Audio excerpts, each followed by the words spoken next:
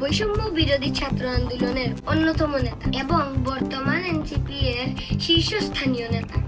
সম্প্রতি তার ঘনিষ্ঠ সহযোগীদের নিয়ে চীন সফরে গিয়েছেন।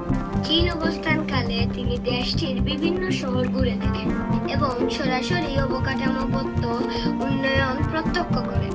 সফরকালীন সময়ে তিনি তার ফেসবুকে একটি পোস্ট দেন, যেখানে তিনি লিখেছেন, আমরা চায়নাকে যতটা উন্নত ভাবি, অবকাঠামোগত চায়না তার থেকেও অনেক বেশি উন্নত।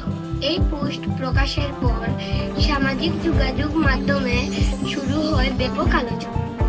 অসংখ্য নেটিজেন তার মন্তব্য সম্পর্কে একমত প্রকাশ করেছে এবং ইতিবাচক প্রতিক্রিয়াও জানিয়েছে।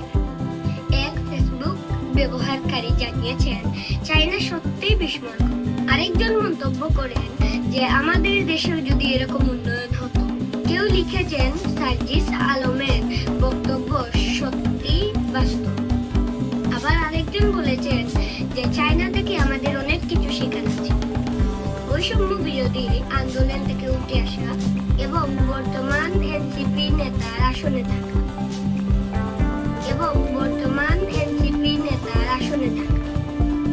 সার্জিস আলমের সফর এবং বক্তব্যকে ঘিরে দেশীয় রাজনৈতিক অঙ্গন সহ সাধারণ মানুষের মধ্যে চলছে সৌরভ আলোচনা। অনেকেই মনে করছেন তাদের এই সফর ভবিষ্যতে দুই দেশের সম্পর্ক উন্নয়নে ইতিবাচক ভূমিকা রাখবে।